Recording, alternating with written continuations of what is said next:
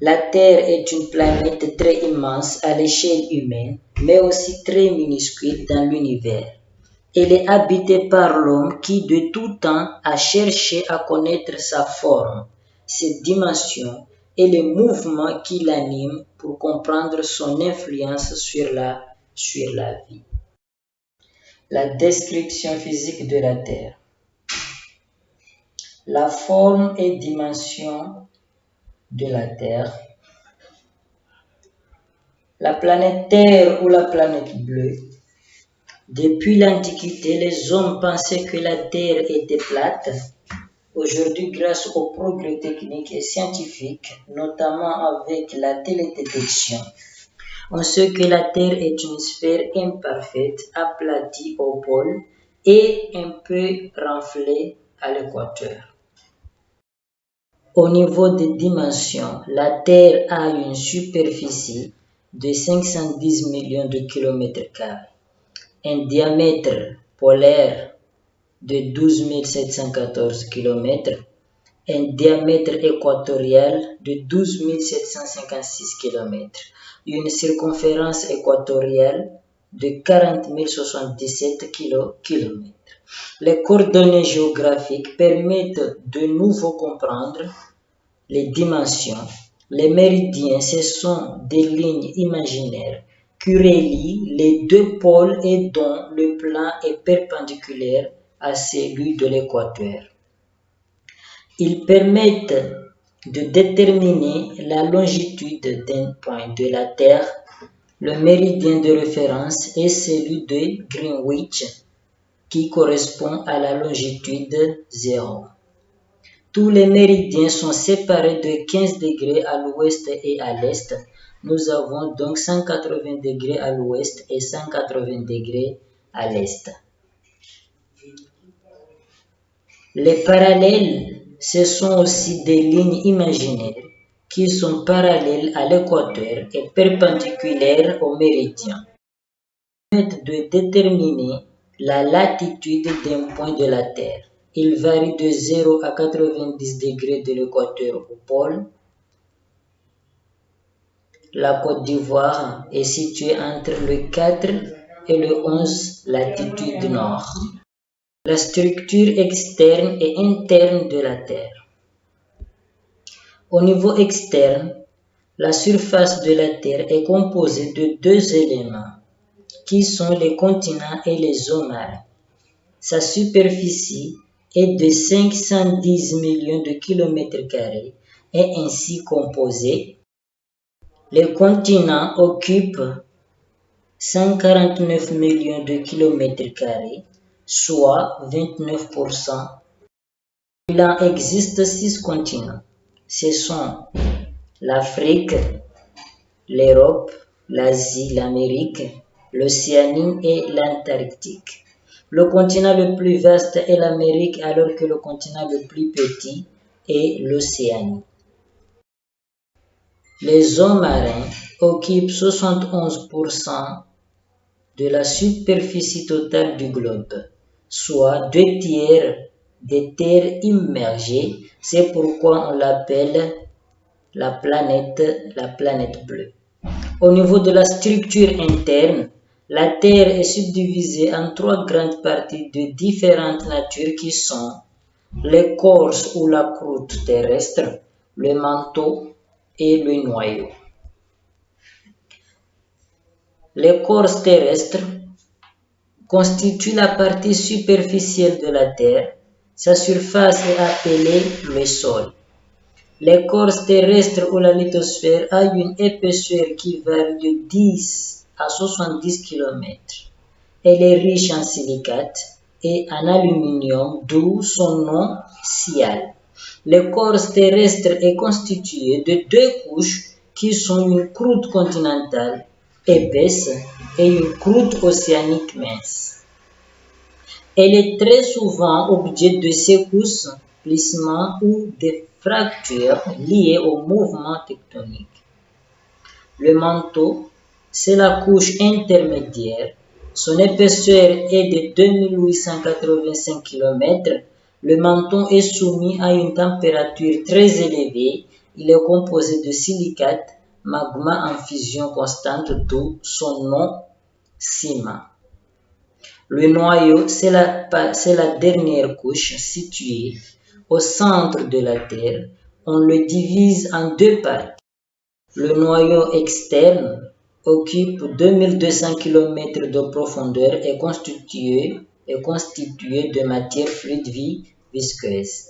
Le noyau interne ou grain occupe 1200 km d'épaisseur. Il est solide. Le noyau est essentiellement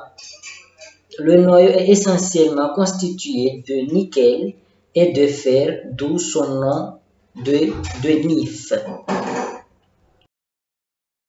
La mobilité de la croûte terrestre,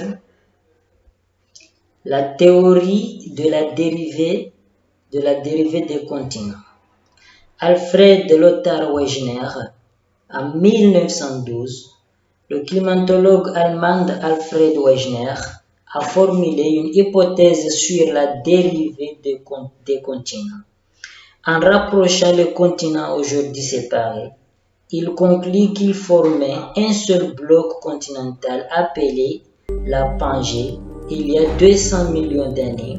La Pangée, après s'être fragmentée et après plusieurs dérives, a donné naissance aux différents continents et mers intérieures actuelles. La théorie de la tectonique des plaques. Depuis 1968, avec l'observation des fonds océaniques, on a découvert que la lithosphère était fragmentée en plusieurs plaques qui se déplacent de quelques continents par an. Les mouvements que subissent les plaques sont appelés des mouvements tectoniques qui engendrent plusieurs phénomènes à la surface de la Terre. Quand une plaque tectonique glisse sous une autre, on parle des mouvements de subduction, ce qui provoque des séismes, des tremblements de terre et des volcans. Et quand deux plaques s'éloignent l'une de l'autre, on parle de mouvements d'accrétion, ce qui crée les failles et les mers intérieures. Et quand deux plaques se rapprochent l'une de l'autre, cela engendre un mouvement de collision et donne naissance aux formes de relief comme les chaînes de montagne. Le système solaire. La Terre dans le système solaire. Le système solaire est l'ensemble constitué du Soleil, des planètes qui gravitent autour de lui. Les planètes du système solaire sont Mercure, Vénus, Terre, Mars, Jupiter, Saturne, Uranus, Neptune. Mais il est important de noter que la planète Pluton, du fait de son grand éloignement par rapport au Soleil, est exclue du système solaire. La distance qui sépare le Soleil de la Terre est de 150 millions de kilomètres. Nous avons deux types de planètes dans le système solaire, les planètes rocheuses ou telluriques. Nous avons le Mercure, Vénus, Terre et Mars. Et les planètes gazeuses, nous avons Jupiter, Saturne, Uranus et Neptune. En plus des 8 principales planètes et le Soleil, le système solaire compte également divers satellites naturels et artificiels, les comètes et les météores, satellites naturels de la Terre et la Lune. Nous avons dans ce tableau le Soleil et les différents types de planètes. Le Soleil a un diamètre de 1 390 km. La température en degrés est de 5727 degrés. Mercure a un diamètre de 51 000 km. Distance par rapport au Soleil, 58 millions de kilomètres. Durée de la révolution, 88 jours.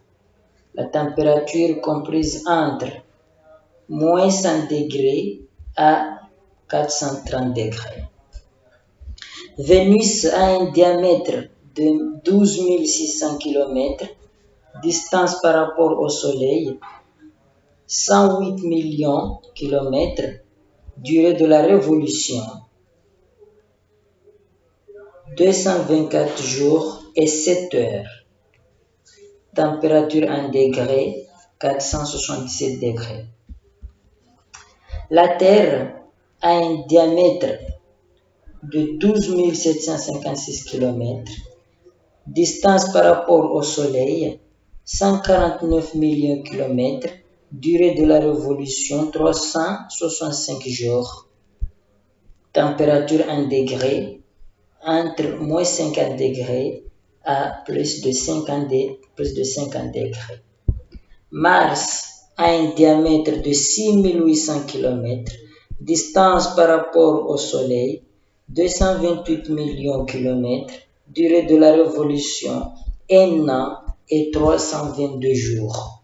Température en degrés comprise entre moins 140 à plus 20 degrés. Jupiter a un diamètre de 143 000 km, distance par rapport au Soleil, 778 millions de kilomètres, durée de la révolution, 11 ans et 315 jours, température en degrés, moins 110 degrés. Saturne a un diamètre de 119 700 km, distance par rapport au Soleil, 1427 millions de kilomètres, durée de la révolution, 29 ans et 167 jours, température en degrés, moins 180 degrés. Uranus, diamètre 53 400 km, distance par rapport au Soleil, 2870 millions de kilomètres, durée de la révolution, 84 ans et 7 jours. La température est de moins de 221 degrés.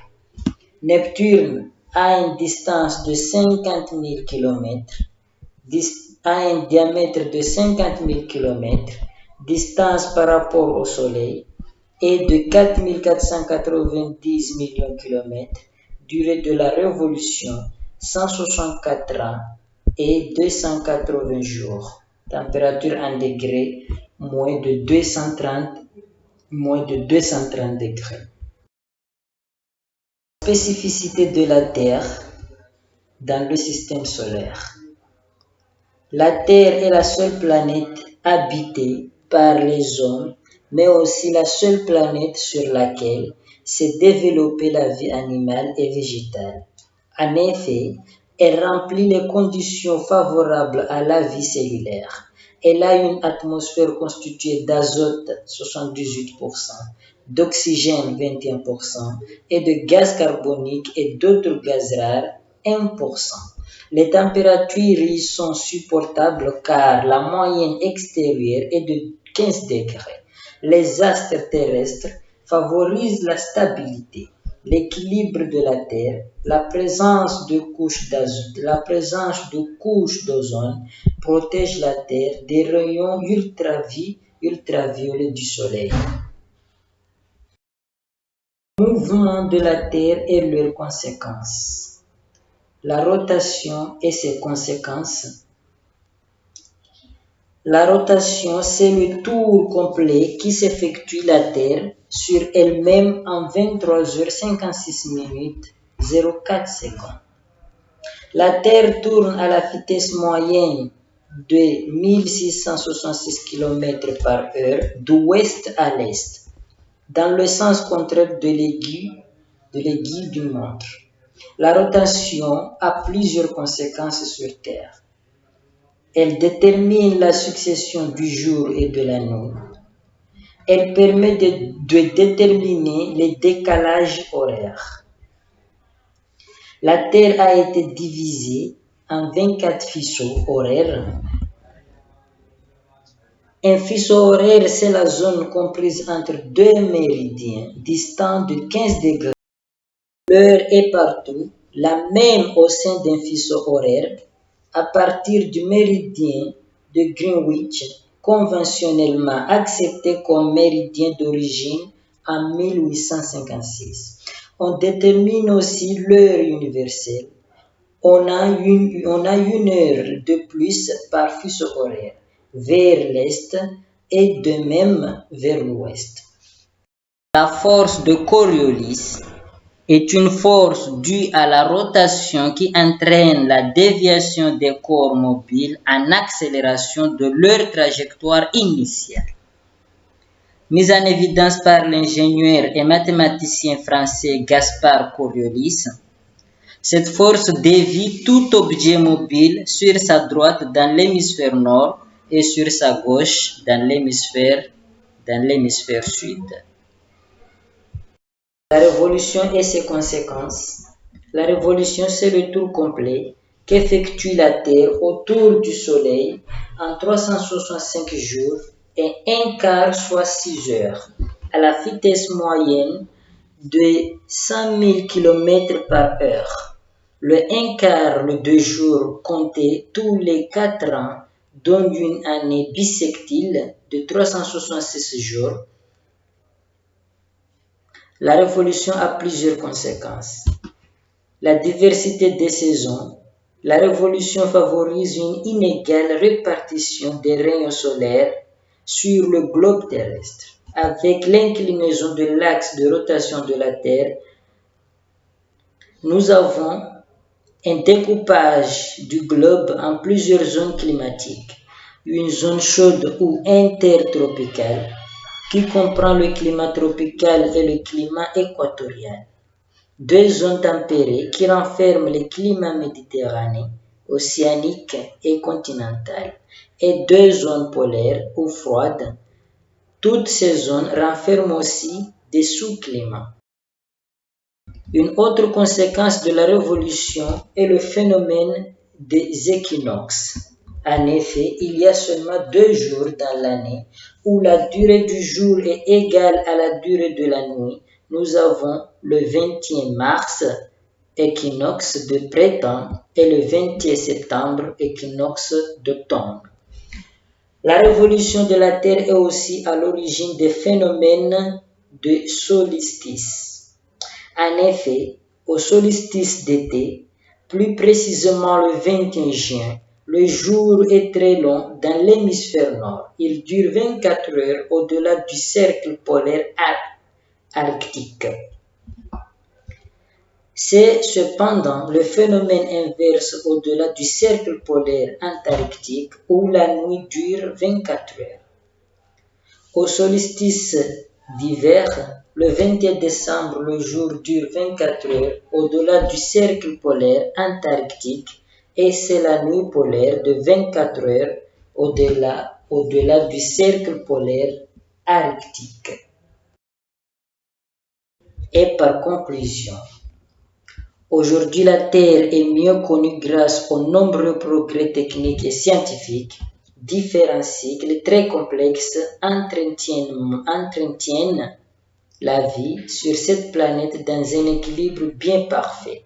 Mais comment représenter à l'échelle humaine cette gigantesque sphère de 510 millions de kilomètres carrés et pourtant si minuscule dans l'immense univers?